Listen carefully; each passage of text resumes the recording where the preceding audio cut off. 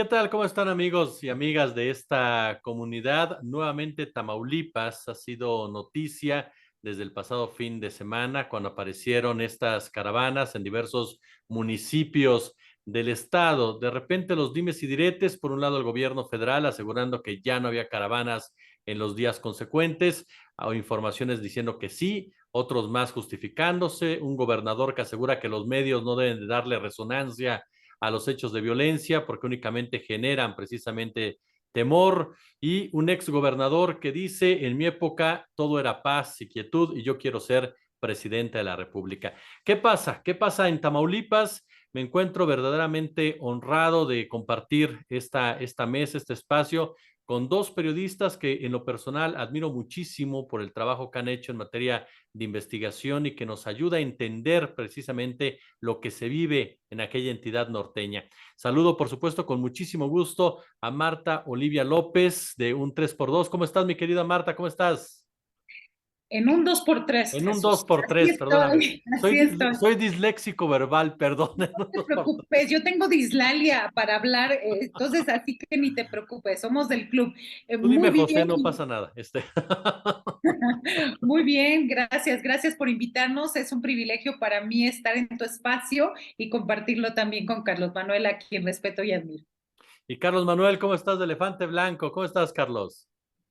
Hola Jesús, hola Marta, muchas gracias por estar por aquí. Bueno, pues necesario platicar de lo que está sucediendo en este momento en Tamaulipas. Oigan, si les parece bien, comenzamos cada uno con una intervención de unos 3 minutos para irles dando juego en la palabra y demás.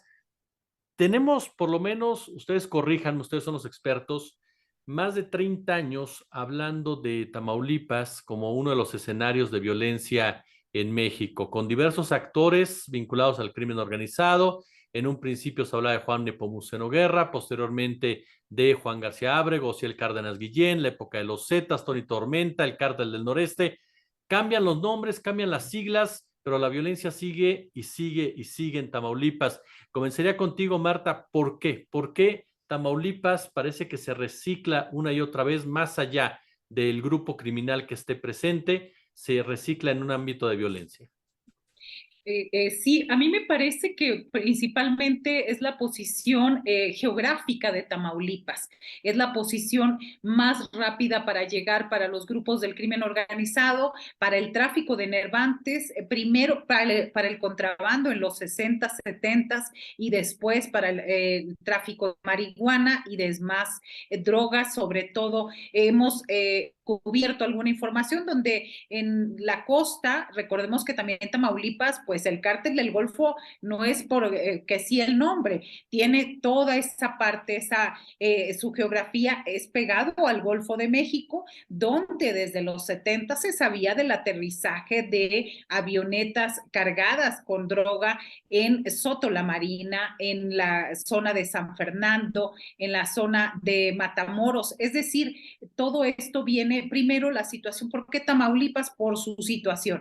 Además, en el caso de yo recuerdo de los 70, los 80, el paso de migrantes, que no era el tráfico todavía, el paso de migrantes centroamericanos, nicaragüenses, salvadoreños, guatemaltecos era bastante común, hondureños también. Entonces, yo recuerdo mi infancia en Matamoros, Tamaulipas, como la figura del coyote o la figura del pollero era una figura hasta romántica.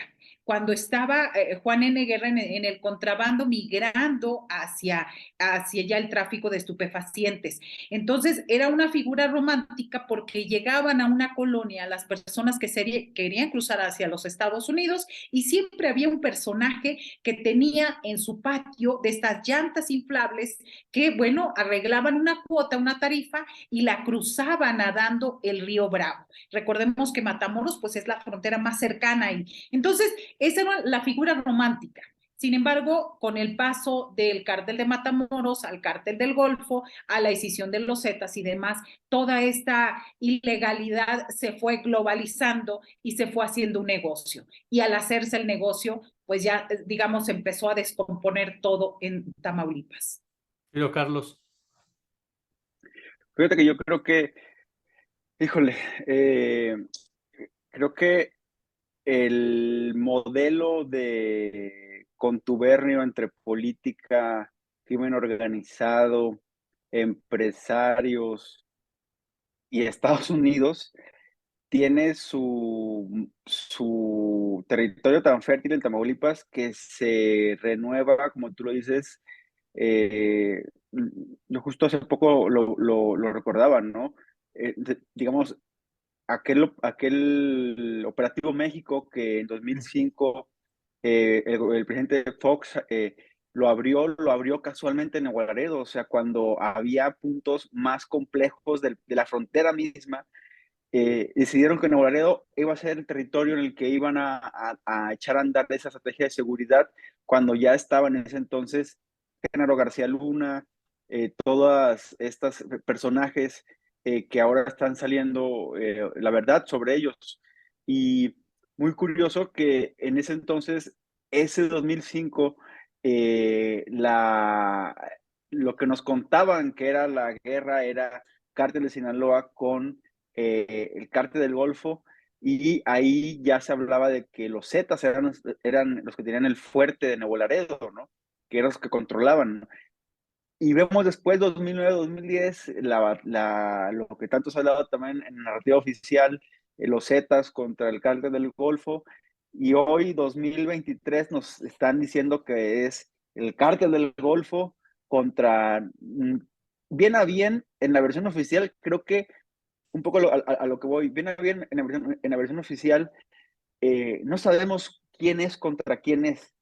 Lo que sí tenemos, y creo que es importante verlo en retrospectiva, es que se ha ido develando cómo grupos de poder han estado detrás de esos supuestos, o esos, mejor dicho, sí, esos enfrentamientos violentos, esa violencia en las calles.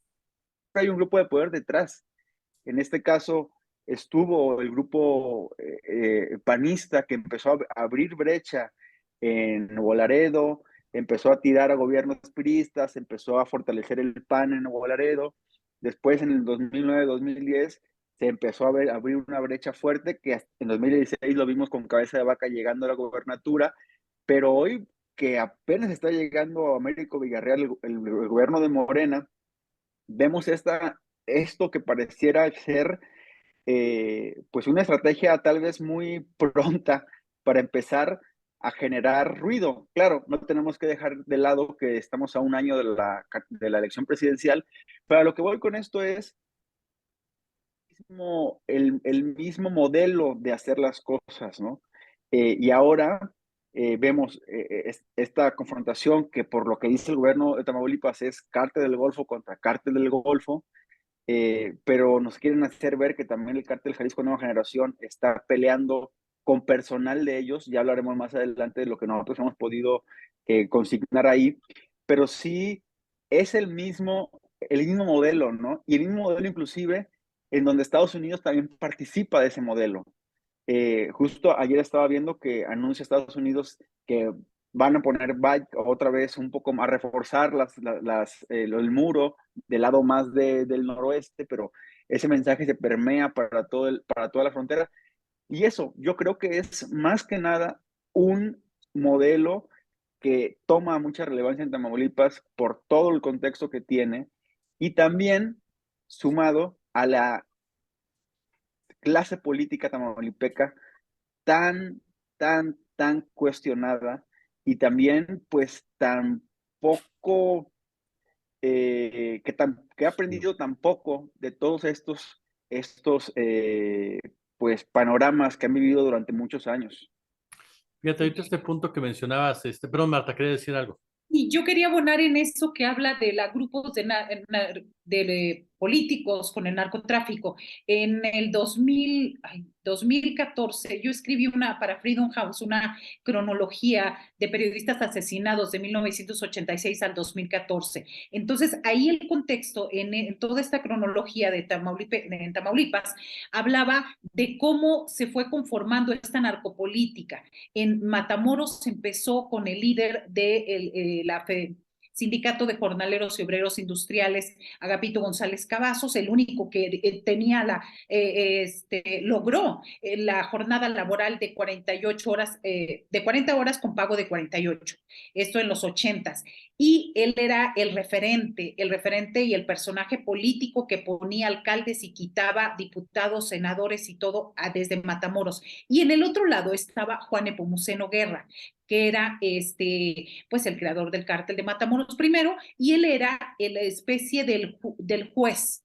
Cuando había un problema, nadie iba a la agencia del Ministerio Público ni a la policía preventiva. Iba y hacía fila con don Juan N. Guerra en su restaurante, el Piedras Negras, ahí a 50 metros de la presidencia municipal, para decirle que tenía un problema y que ese problema, y entonces él se encargaba, era como el juez bueno, y hay que decirlo, controlaba y manejaba esta situación. De ahí me brinco al año 2010-2011 en Ciudad Victoria, Tamaulipas, donde la complicidad entre los Zetas y el gobierno del estado, en ese entonces, primero de Eugenio Hernández Flores y luego de Egidio Torre Cantú, hizo que tuviéramos los primeros jefes de información de los Zetas. Ellos eran los jefes de redacción que revisaban y nos mandaban sus propios boletines, y no era una cuestión de que quisiéramos hacer o no, era de que se tenía que publicar. Por ejemplo, los bombazos que se dieron a medios de comunicación, entre esos Televisa y El Expreso, estuvimos vigilados a que no se publicara una sola nota. Para mí como periodista, una de las frustraciones más grandes fue en que en Tamaulipas, primero las fosas clandestinas que se descubrieron en abril del 2010 y se expusieron al público hasta el 2011 a inicios, en San Fernando estuvimos amenazados de que no se podía publicar absolutamente nada, ni una línea en Tamaulipas por parte, en el caso de los Zetas, y en Cártel del Golfo, en la frontera. Pero bueno, me refiero a esta parte de cómo el periodismo queda en medio y cómo la narcopolítica se fue fortaleciendo con el paso de los años. Había cuestiones tan absurdas en esta complicidad que no se permitía que una queja en contra de la Comapa Victoria por aumento de tarifas se difundiera, porque nos hablaban y nos decían, eso no se va a difundir. Entonces, más allá de que no hay muchos textos académicos al respecto, es lo que hemos visto como periodistas, cómo la narcopolítica se fue fortaleciendo y cómo en esos años fue lo más fuerte que vivimos en el periodismo. Jesús. En este punto, mi querido Carlos, como bien señala Marta, hablamos de un proceso en donde todos los gobernadores de los últimos años han sido señalados por tener vínculos de una u otra manera con el crimen organizado.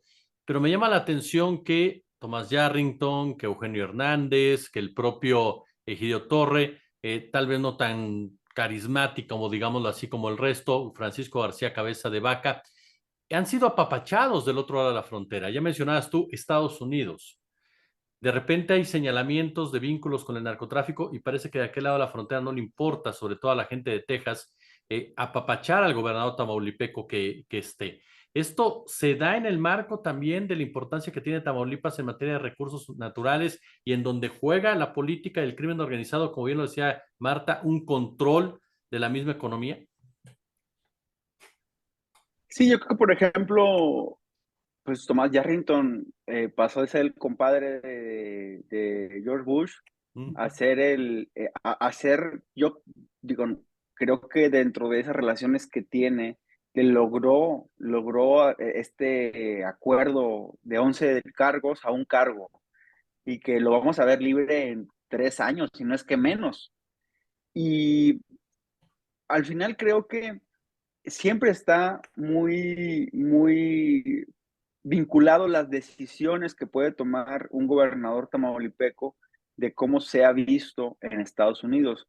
Lo vimos hoy vemos al gobernador Américo Villarreal, que ya se reunió por fin, se pudo reunir con diplomáticos ya de la frontera tamaulipeca, porque había estado buscando reunirse, y inclusive todavía está ahí pendiente, que le han preguntado por qué el gobernador de Texas, Greg Abbott, no se quiere reunir con él, que si hablan por teléfono, que si no. Sí es muy cuestionable, y yo recuerdo mucho Cabeza de Vaca, los primeros 6 meses de gobierno los hizo en Texas y en Estados Unidos, casi no los hizo en México. Pero bueno, también hoy vemos la cosecha de haber hecho buenas relaciones en Estados Unidos. Está allá sin ningún problema, se pasea por allá, hace actividad política, actividad social.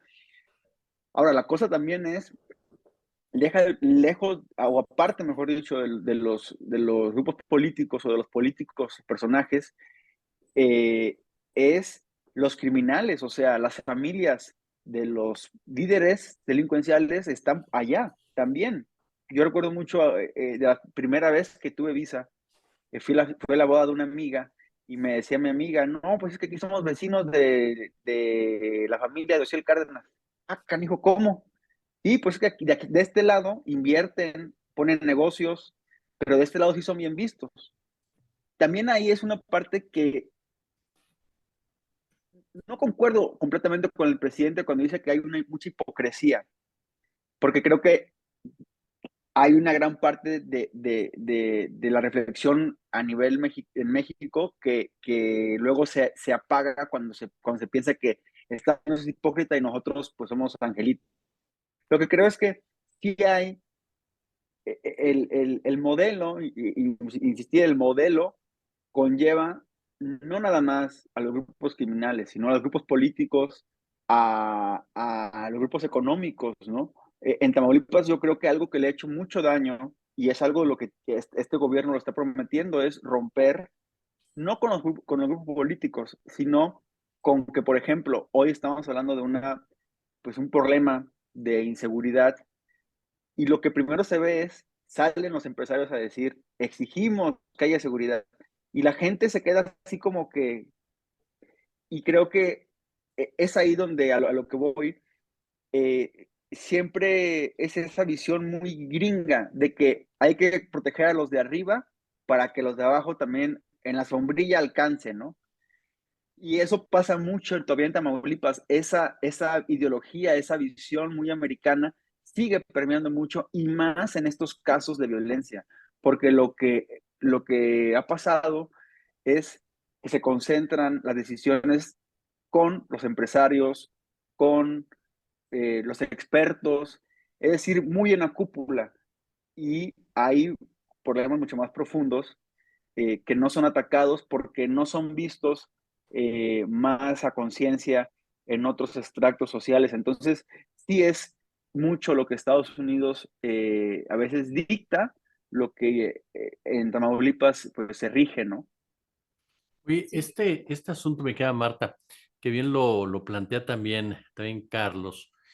Los empresarios, por ejemplo, que son un factor de poder a nivel mundial, no solamente en el caso de México, y que juegan sin duda alguna con esta relación con el crimen organizado. Ahí están las cifras que nos muestran precisamente cuánto dinero se lava y no es posible lavarlo si no es a través de los sistemas legales, en pocas palabras. Y uno es ahí donde se pregunta cómo juega el empresariado en Tamaulipas con el crimen organizado. Sí, primero quisiera comentar algo Adelante, adelante. de lo que decía, perdón, creo, sí, estoy bien. Sí, de Carlos Manuel. A ver, Francisco García Cabeza de Vaca está en Estados Unidos porque es ciudadano estadounidense y está protegido por las leyes de allá. Y también una de las críticas que se hizo durante su sexenio es que él gastó cantidades millonarias en impulsar su imagen y su discurso en este sentido. Y también nosotros, por ejemplo, lo comentamos en varias ocasiones en nuestro medio, de que si él tenía una reunión con algún funcionario del gobierno de México, pero si lo estaba invitando el distrito escolar a la graduación de kindergarten, pues él se iba al del kindergarten y se aparecía así, se tomaba la foto con las autoridades de educación y demás. Entonces también habría que investigar qué tan ciertos son las relaciones tan fuertes y cercanas que tiene, además de la protección y además de lo que digamos, que se trasciende, que podría haber entregado información privilegiada a los Estados Unidos en ese sentido y que por eso es la parte de la protección. Respecto a los empresarios, uno cuando viaja y cuando va hacia la frontera, Nuevo Laredo, Reynosa, sobre todo, Río Bravo, Matamoros, ¿cómo actúan los empresarios?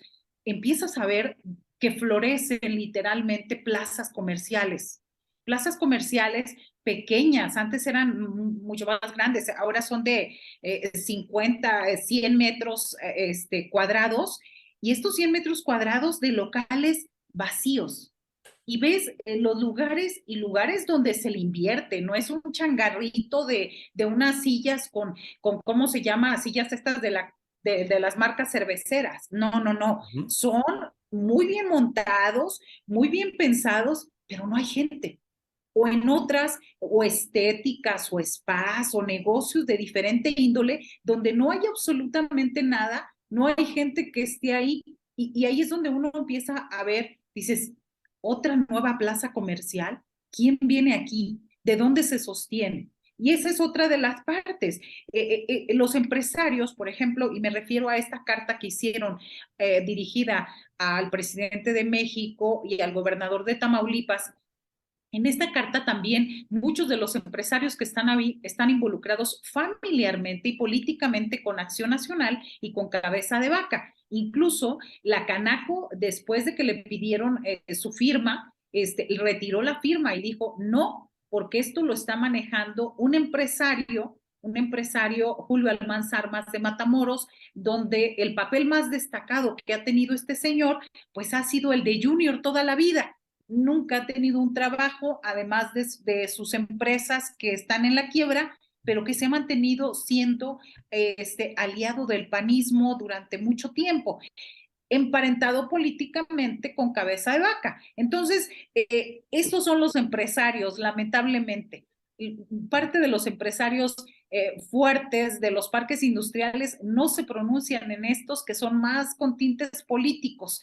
Sí, es decir, ellos se mantienen en otro nivel, por decirlo algo. Digamos que son los empresarios medianos que fueron privilegiados y que depende de qué partido, ¿eh? O sea, cuando era el PRI eran en contra del PAN, ahora que están en el PAN, en contra de Morena. Es decir, no hay una conformación o una fuerza clara de los empresarios.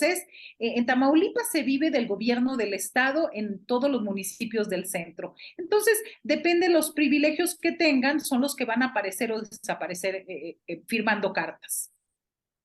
¿Quién gana, me quedo Carlos Manuel, con lo que vimos el fin de semana pasado, cuando vemos caravanas completamente, cuando se da a conocer la noticia a nivel internacional, por supuesto, en el marco también, por supuesto, de discusiones, de señalamientos de parte de aquel lado de la frontera, la política de seguridad de este lado?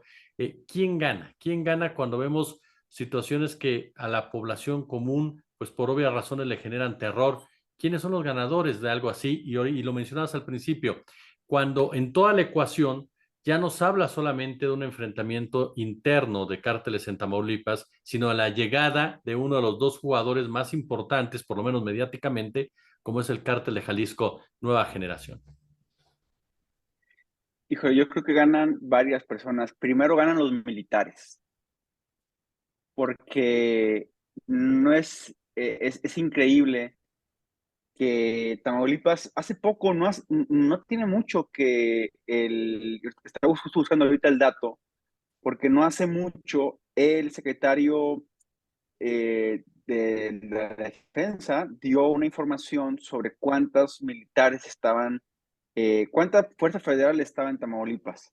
Habló de números muy concretos, dijo cuántos guardias nacionales, cuántos soldados, cuántos marinos, para decir, bueno, ahí estamos, o sea, estamos ahí y, y me pareció importante esa vez porque dado el grado y la cantidad de militares, pues uno pensaría que estamos exentos de que fuera a pasar una cosa como la que sucedió el domingo.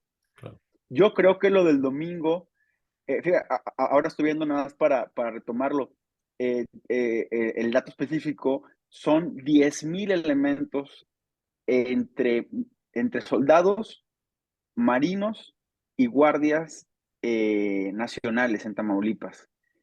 Más de 10,000. Y hace 2 días mandaron 710 más. O sea, estás hablando de más o menos un aproximado de 11,000, vamos a decir, elementos. Y no es posible que habiendo un despliegue tan importante de 11,000 elementos, hayan salido 20 o 10 o 15 camionetas desde Matamoros hasta casi San Fernando. O sea, hablamos de que hay un amplio control, y también me parece increíble que salgan y no los vean, ¿no? Ahora, ¿quién gana? ¿Ganan los militares? Se reitera, mejor dicho, que solamente ellos pudieran en un momento dado conseguir la paz o controlar estos grupos. En segundo grado, creo que gana Estados Unidos, porque si ya Tamaulipas había empezado el año con los estadounidenses secuestrados y los dos asesinados, se había empezado con el tema de los militares en Nuevo Laredo, que mataron a los 5 jóvenes, y después lo que siguió con la familia, que también se la adjudica a la Guardia Nacional. Pues Estados Unidos sigue con el tema del fentanilo. En fin, ahí creo que gana. Y como un tercer ganador, pues es el exgobernador Cabeza de Vaca. Yo creo que también hay un tema de narrativas, es decir, el presidente López Obrador ha decidido señalar que es una lanzada política en contra de Américo, pero creo que la historia de Tamaulipas no se puede dejar todo como una lanzada política. O sea, yo sí creo que por una parte sí hay un grupo de personas haciendo una guerra de desinformación muy importante, pero por otro lado sería muy ingenuo pensar que Cabeza de Vaca desde Texas le habló al cártel del Golfo a decirle, salgan 40 camionetas. No, o sea, hay un reacomodo, y creo que es ahí en donde los que ganan son los que ejercen la violencia, el uso de la violencia, y ahí están los militares una vez más, haciendo uso de esa oportunidad que le da no nada más el gobierno de López Obrador, ni el gobierno de Américo, ni de Cabeza de Vaca, el contexto económico de un estado como Tamaulipas, que eso es lo que les llama la atención a todos, ¿no? Marta. ¿Quién gana? A mí me parece que gana la derecha en México. Me parece que gana el discurso engañoso de el ex gobernador Francisco García Cabeza de Vaca, porque ante la falta de obras públicas llamativas o considerables, él se encerró en el tema de la seguridad. Él decía y mandaba a sus propagandistas decir que era casi terapéutico manejar en las carreteras de Tamaulipas. Y todos sus propagandistas y todas sus agencias de información que pagaban desde Ciudad Victoria, pues siguieron este discurso. Recordemos que una de las cuestiones de la Auditoría Superior de la Federación es una anotación ahí que tiene son 47 millones de pesos que ejerció el ex coordinador de comunicación social para estas agencias, disfrazado de otra agencia que está en Temixco, Morelos, donde hay un cuartucho, por ejemplo. ¿Y por qué me refiero a este discurso de la seguridad? Porque la seguridad en Tamaulipas es la principal preocupación de todos las y los ciudadanos. Y durante el sexenio de Cabeza de Vaca se ocultó realmente lo que estaba pasando. Yo tengo unos datos que hemos publicado en un 2x3 Tamaulipas, donde dice, por ejemplo, que la inseguridad le costó unos 55,120 pesos en promedio a los negocios en Tamaulipas durante 2021. La fuente es la Encuesta Nacional de Victimización de Empresas 2022 del INEGI. También que en el último año de gobierno de Cabeza de Vaca, Tamaulipas ocupó el 5º lugar a nivel nacional en agresiones a periodistas con 39 incidentes. La fuente es Voces de la Indiferencia de artículo 19. Otro dato es que durante 2020 y 2021, Tamaulipas fue el estado con el mayor número de enfrentamientos entre policías estatales y civiles armados, con 406.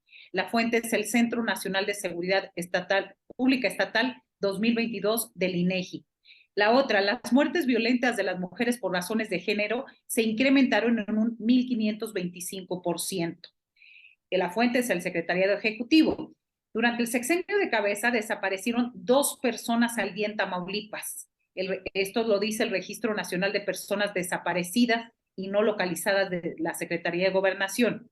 Y también se registraron 2.209 homicidios más en el sexenio de Cabeza de Vaca que en el anterior, de Egidio Torre Cantú, es decir, 8.129. La fuente es el INEGI. Y de esto nada se dijo.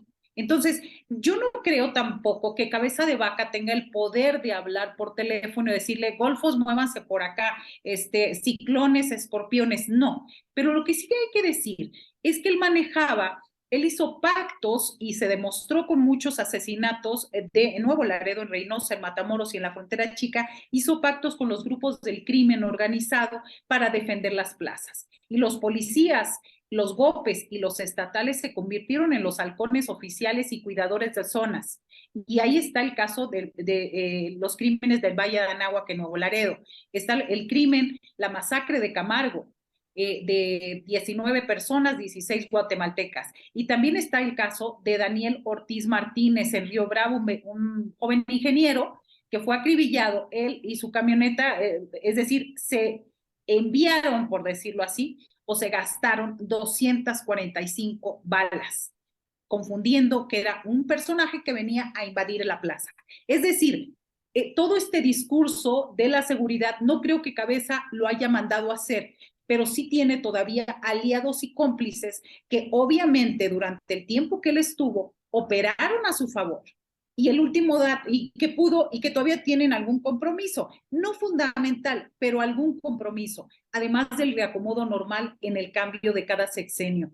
Ahora mismo veía yo que hacíamos un trabajo en un 2x3 Tamaulipas, que desde hace mucho tiempo, donde hacíamos el monitoreo de las portadas en Tamaulipas. Y justamente el domingo me aparece una publicación donde la entonces alcaldesa de Matamoros pide orar y pedirle a Dios que acaben los bloqueos. Es decir, esta es una cuestión cíclica. Fue en el 2016, pasa de nuevo ahora con el nuevo gobierno. Entonces, también es esa parte de que es el reacomodo y que no deberíamos de estar hablando, pero pues obviamente en una ocasión el exdiputado federal Humberto Martínez de la Cruz, que le dicen el Bozo, él decía, desde el Congreso de la Unión lo dijo en una banquetera y se hizo un escándalo nacional, porque él decía, yo les digo, hagan lo que quieran, pero háganlo por la orillita, a los ciudadanos, con ellos no se metan. Y 5 años después, se da las fosas clandestinas y la secuestro de migrantes ahí en la zona donde él era diputado federal en San Fernando. Miguel Carlos Manuel, yo te preguntaría de entrada, la sociedad, ¿cómo ha aprendido a vivir con esta situación? Porque hablamos, insisto, de décadas. Ya lo mencionaba Marta al principio, cómo fue procesándose todo esto, primero con un narcotraficante que era de esos viejos narcos, que era una especie de juez para una sociedad ante el vacío de autoridad, pero de repente llegamos a un escenario en donde está la tropa del infierno, los escorpiones, los ciclones, que son acusados de viajar a la sociedad, en donde los propios grupos policíacos actúan de esa forma, en donde el ejército ha estado involucrado en casos verdaderamente reprochables, criminales.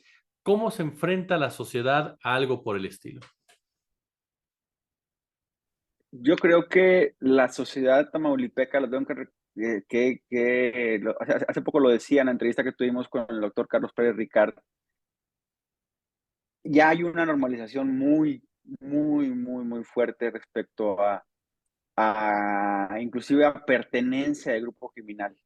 Eh, el doctor Pérez Ricard me decía este concepto que se llama gobernanza criminal, ¿no?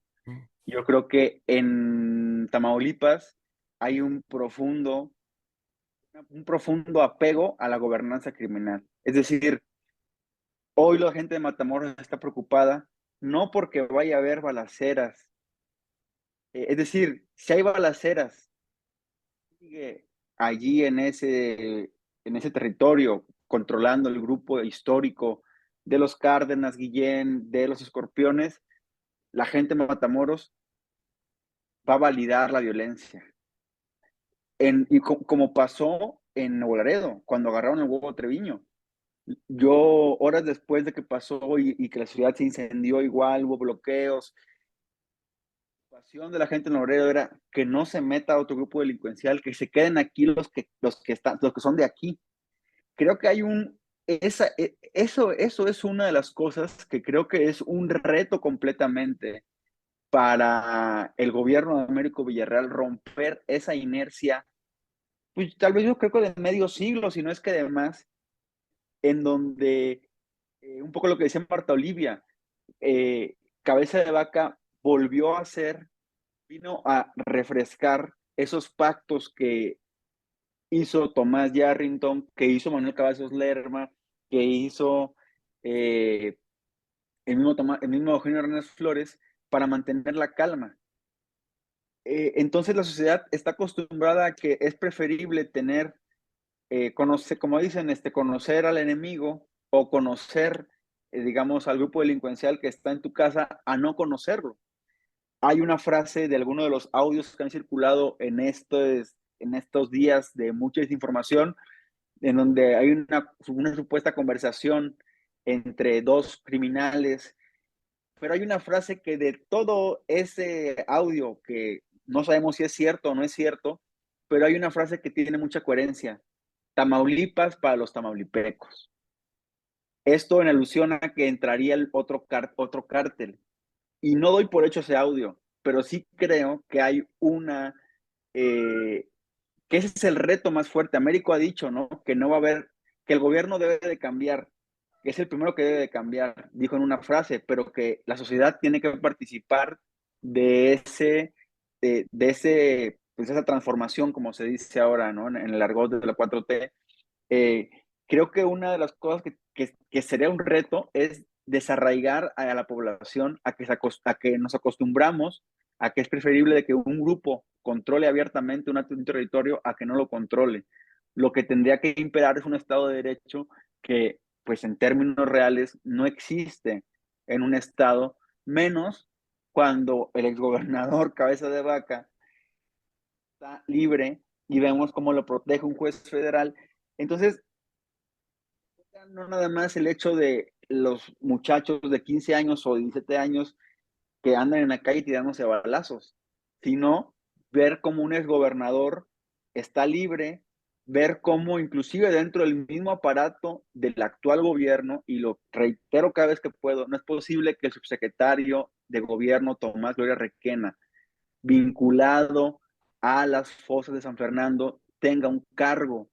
Mientras haya ese tipo de ejemplos, va a ser muy complicado que la sociedad se quiera involucrar de lleno, porque está viendo que sigue habiendo espacios para gente vinculada con hechos graves de delito, ¿no? Marta. Fíjate que cuando yo hablaba he estado en 2 temporadas fuera de Tamaulipas. Cuando yo regresaba y hablaba de una de mis tesis de la normalización de la violencia, me parecía que me sorprendían muchas situaciones. Cuando yo regreso a Ciudad Victoria, veo que los restaurantes estoy hablando en un periodo de 6 años, yo regreso en 2017, y los restaurantes ya es normal que abren a las 7 de la mañana y cierran a las 4 de la tarde. La lógica que me decía un amigo dueño de un restaurante dice, es que a esa hora están dormidos la gente del crimen organizado. Ya se empiezan a despertar, entonces obviamente ya no queremos problema ni nada y nosotros cerramos temprano. Otro de los detalles que yo vi en la capital del estado, de unos 350,000 habitantes, fue cómo el centro se empezó a quedar solo. Las familias se fueron a vivir, los que pudieron al Valle de Texas. Incluso iban como una especie de anónimos, pero luego hacían sus grupos donde todos estaban ahí en las fiestas y demás. Y el otro detalle que yo veo regresando, estamos hablando de un periodo del 2011 al 2017, regreso y veo autos americanos, chocolates, pero cuando antes el auto americano era mal visto porque es irregular, es ilegal en la capital del estado, en donde reina la burocracia y donde hay recursos, digamos, constantes de los sueldos, las compensaciones y demás. Esos tres factores yo los vi que no se veían y que había 5 organizaciones de autos chocolates donde vas y te dicen, te damos una plaquita por 1,000 pesos o por 2,000 pesos, y era es un negociazo, y era un negociazo todavía. Entonces, cuando yo empiezo a ver esto, digo, esto ya se me hace cada vez normal, la gente se está acostumbrando, pero hubo un video que me llamó mucho la atención y que todavía lo podemos seguir viendo. El caso del secuestro de los 4 estadounidenses. Si ustedes revisan, ahí están en la calle, yo crecí en Matamoros, en la calle Primera ahí en la colonia Modelo, está justamente a 3 kilómetros de los puentes internacionales. Están ellos secuestrando, arrastrando a un ser humano y ven los coches de atrás. Ay, ven, o sea, empiezan a ver que se están formando, ay, hay un problema aquí, se regresan y se van en cosa de nada, como, ay, ya chocó a alguien, nos vamos. Ya esa insensibilidad de parte de la ciudadanía, esa normalización de ver lo que está pasando y que me parece bastante grave. Y eso, para mí, ese video fue muy fuerte porque fue acostumbrarnos de nuevo. Ahora mismo tenía yo un viaje a la frontera y empecé a preguntar, oye, que Reynosa se está descomponiendo, es bueno ir, y empiezo a preguntar con diferentes amigos de la industria maquiladora, políticos, algunos empresarios, algunos excompañeros, y me dicen, pues es lo de siempre, balaceras aquí siempre hay, pero pues tú no vas a la zona de las balaceras, tú llegas al lugar donde te vas a hospedar, haces tus entrevistas y te vas, no pasa nada. Hace un mes fui a entrevistar a la familia del ingeniero, este joven de 23 años, Daniel Ortiz Martínez. Terminando la entrevista, me dicen, ya váyase, se están matando aquí a 2 kilómetros. Entonces me acompañaron a la orilla de la ciudad porque en efecto ahí perecieron, no recuerdo si 2 o 3 policías en estas pugnas. Creo que esas cosas son las más lamentables y las más tristes. Saber que no podemos circular en toda la frontera chica, o vas bajo tu cuenta y riesgo. Te puedes encontrar un comando, pueden estar cuidando nada más, o pasa sin ver. Y esto es lo que a mí es lo que más grave se me hace. Me parece que falta una gran cultura también de cero a la impunidad. Si no hay castigo a los responsables, y coincido con Carlos Manuel en este sentido, si vemos a un exgobernador que tiene cuentas pendientes entre la Auditoría Superior de la Federación y la Contraloría Estatal por más de 30,000 millones de pesos, hablamos de dinero legal, no hablamos de moches, no hablamos de cobro de cuotas, no hablamos de crimen organizado, no, solamente el dinero legal. Y el señor está tan campante desde Estados Unidos haciendo una campaña diciendo que quiere ser candidato presidencial. Eso es lo grave, que siga impune y que siga sin hacer nada. Me parece también lo último, es coincidencia o no, casualidad o causalidad. El hecho de que empiezan los movimientos de las caravanas que, hay que decirlos, esos videos fueron entregados a las redes sociales por quién sabe quién, antes que la autoridad dijera. 3 días después la autoridad reconoció que sí eran de ellos, y esos videos, ¿quién los circuló? Recordemos que Cabeza de Vaca hizo un convenio millonario de casi 1,000 millones de pesos mensuales para los dueños de estas empresas. Entonces, ahí también es lo grave, y la coincidencia o casualidad. Él lanza su campaña presidencial o de precandidato, como se llame, empieza una gran cantidad de espectaculares en todo el país, en la Ciudad de México, en las principales ciudades del país y en todo Tamaulipas, a hablar de sus aspiraciones presidenciales. No creo que Cabeza de Vaca tenga el poder de manejar el crimen organizado en Tamaulipas, pero me parece que tiene demasiados aliados. Yo quiero agradecerles de verdad muchísimo a ambos que nos hayan acompañado aquí en nuestro canal. De verdad, ustedes saben lo que los admiro y respeto por el trabajo que han realizado periodísticamente. Mi querido Carlos Manuel de Elefante Blanco, muchísimas gracias, Carlos. A ti, Jesús, Marta Olivia, un gusto y pues estamos por aquí. Esperemos ya no pasen más cosas para hablar de ese tipo de temas, pero bueno, pues aquí estamos al pendiente. Me queda Marta Olivia de un 2x3. ¿Cómo estás? Muchas gracias. Gracias. Gracias, Jesús. Siempre es un privilegio platicar contigo y coincidir con Carlos Manuel. Muchísimas gracias a ambos. Gracias. Buenas noches.